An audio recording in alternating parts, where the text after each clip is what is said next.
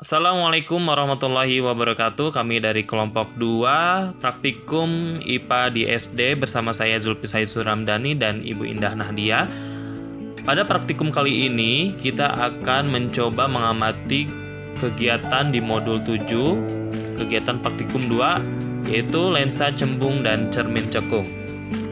Tujuan pengamatan dalam kegiatan praktikum kali ini, yang pertama menentukan jarak titik api pada lensa cembung, yang kedua menentukan kekuatan lensa cembung, dan yang ketiga menentukan jarak titik api cermin cekung.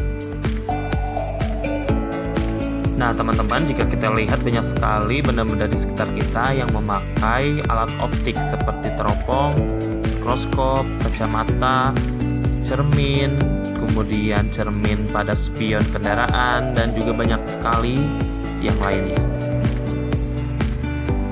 Pada kegiatan praktikum ini, alat dan bahan yang digunakan yaitu meja optik lengkap, penyempit lensa, kemudian lensa cembung, lensa cekung, layar, dan sumber cahaya yaitu berupa lilin, serta kertas HPS untuk menangkap bayangan.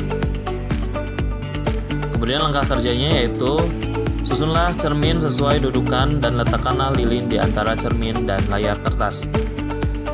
Kemudian nyalakan lilin pada jarak yang diinginkan. Posisikan kertas depan lilin hingga terbentuk bayangan paling tajam.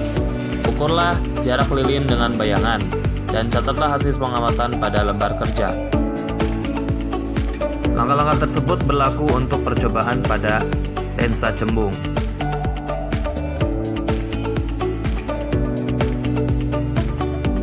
Nah, inilah beberapa dokumentasi kegiatan yang kami lakukan.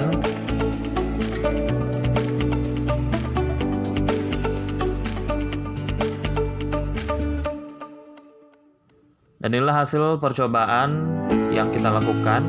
Yang pertama ini percobaan pada lensa cembung. S itu adalah jarak lensa kepada lilin. Kemudian S aksen adalah jarak lensa terhadap bayangan. Di situ dapat kita lihat setiap perbedaan dari jarak lensa terhadap cermin dan juga jarak lensa terhadap bayangan. Nah, dari percobaan di atas dapat kita ambil kesimpulan bahwa jika jarak lensa cembung dengan objek atau lilin semakin dekat, maka jarak lensa dengan bayangan atau X-aksen akan semakin jauh. Sebaliknya, jika jarak lensa cembung dengan objek atau lilin semakin jauh, maka jarak lensa dengan bayangan akan semakin dekat. Sifat bayangan pada percobaan lensa cembung ini bersifat terbalik. Dan inilah hasil percobaan pada cermin cekung yang kami cetak. S adalah jarak cermin terhadap objek atau lilin, dan X aksen adalah jarak cermin terhadap bayangan. Dari kelima percobaan yang kita lakukan, di sini terdapat perbedaan, yaitu pada percobaan pertama dengan jarak lilin terhadap cermin 5 cm itu sifat bayangannya yang berbeda dengan yang lainnya, yaitu tegak, sedangkan yang percobaan berikutnya itu terbalik.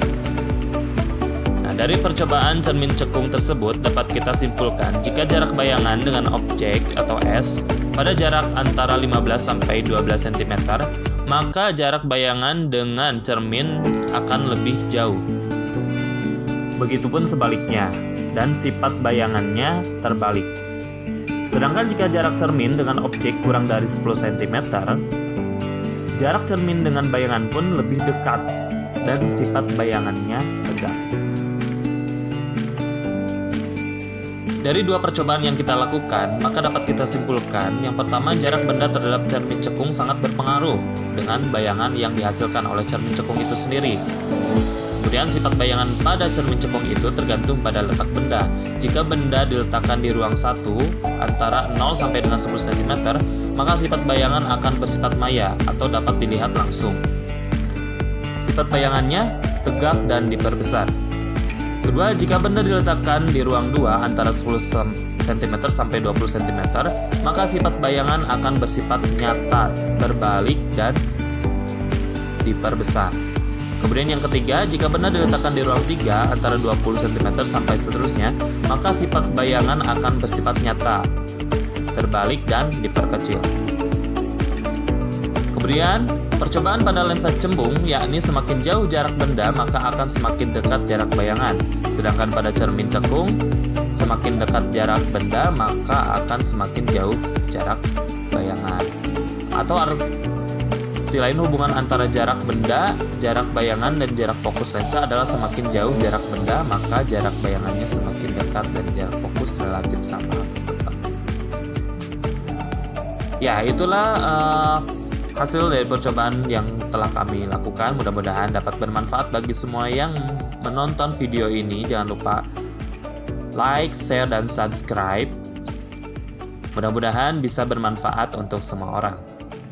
Sekian dari kami, mohon maaf apabila ada kekurangan. Wassalamualaikum warahmatullahi wabarakatuh.